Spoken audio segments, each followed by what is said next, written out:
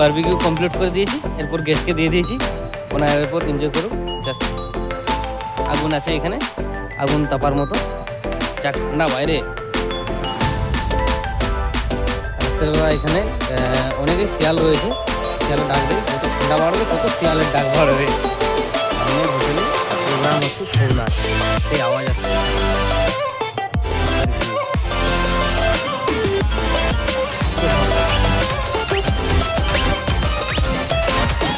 গান বাজা বন্ধ হয়ে গেছে। ঠিক আছে, সবাই ভালো থাকবেন।